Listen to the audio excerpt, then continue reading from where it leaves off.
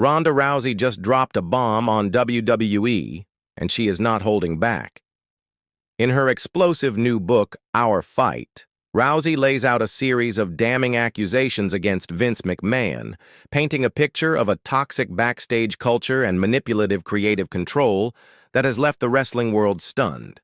She uses phrases like unethical slimeball to describe McMahon's character and calls the entire operation an absolute shut show. And yes, she's naming names. We've gone through her book and all the recent interviews to break down the most shocking claims. We're going to get into what she says is the real story behind WWE's inner workings, the way it sidelined its female athletes for years, and the disturbing behavior of the man who ran the empire. This isn't just one wrestler's story. It's about a culture that Rousey claims was rotten from the very top.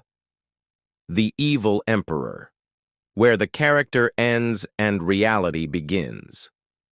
Rousey's most chilling claim is about Vince McMahon himself and how she couldn't tell the difference between his on-screen character and his real-life behavior.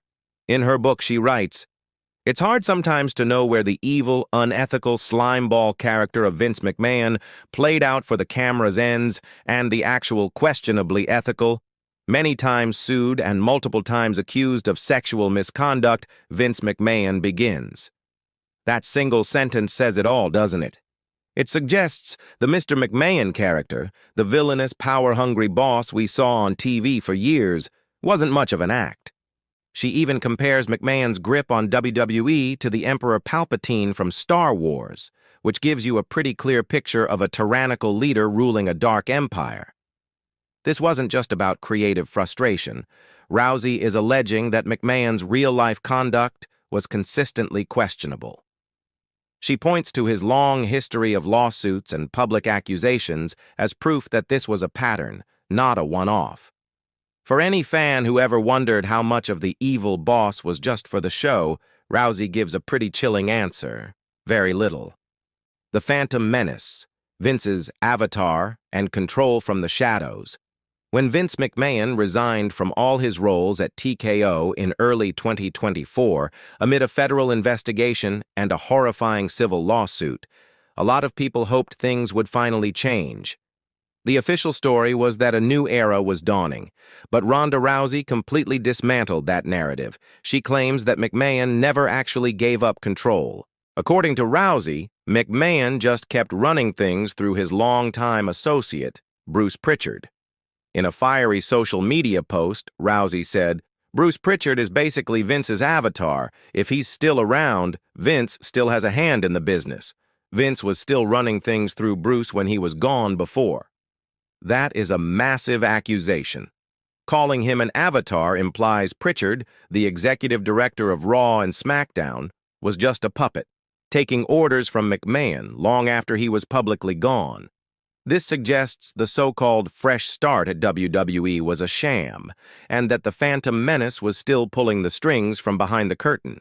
The war on women. Beyond McMahon's personal conduct, Rousey unloads on what she calls WWE's fundamentally sexist and patriarchal culture. She blasts the creative process for women under McMahon, saying their storylines were hamstrung by a bunch of octogenarians who still think they know how to be hip, while putting less than 5 minutes of thought a week into each women's storyline. She didn't just feel this way. She brought receipts.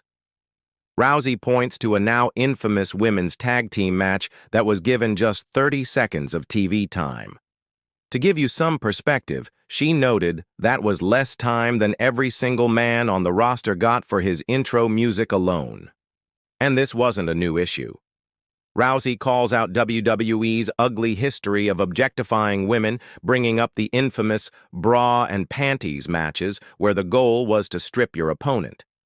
Even after those matches were gone, she argues the message was clear. WWE cared more about how a woman looked than what she could do in the ring. For decades, women were just the overly sexualized supporting character for the male superstars. Rousey says she has nothing but disgust for the amount of sexist, degrading bullshit the women before her had to go through just to pave the way. And these claims are just scratching the surface of what Rousey has brought to light.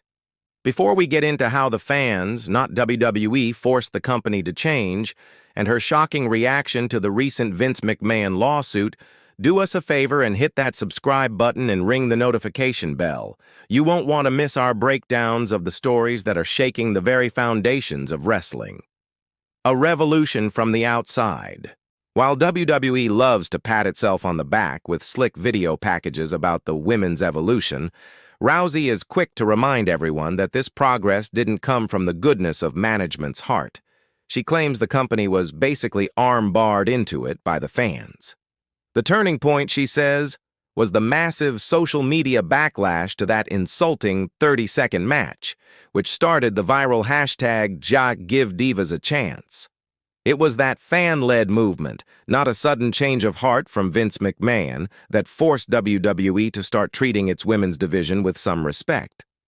And that's a really important distinction.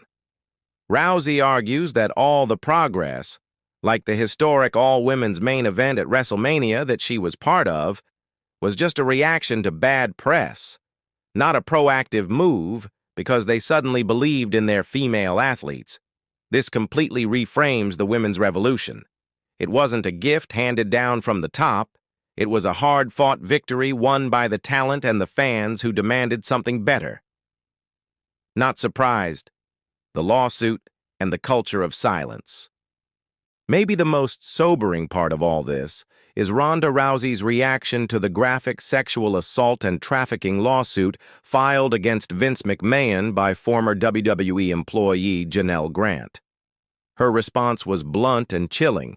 She was not surprised. That lack of surprise, she explains, comes from the exact culture she describes in her book.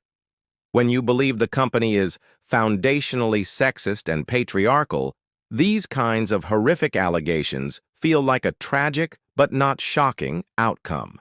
Rousey also answers the question a lot of fans have been asking: why don't more people speak out? Her answer is simple and direct: fear. She claims that everybody is being held hostage by their careers, and they know that saying anything the company dislikes will come with serious professional consequences. This is the why now of her story.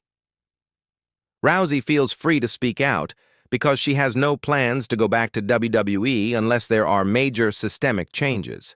She's no longer a hostage to the organization that she says keeps so many others quiet. Ronda Rousey's book, Our Fight, is way more than a memoir. It's an indictment of a corporate culture she says was toxic from the top all the way down. From claims that Vince McMahon's on-screen character was barely an act, to him allegedly running the show through a backstage avatar, to a women's division that had to fight for every ounce of respect, her words have sent shockwaves through a company already deep in scandal. Her decision to speak now, free from the career pressures that silence others, has given a powerful voice to suspicions that have followed WWE for years. But this leaves us with some big questions. What do you think is the most damaging claim Ronda Rousey has made? And more importantly, can WWE ever truly escape the shadow of Vince McMahon as long as the people he put in charge are still there? Let us know your thoughts in the comments below. And as always, if you appreciate this kind of in-depth analysis, be sure to hit that like button and subscribe for more deep dives into the biggest stories in wrestling.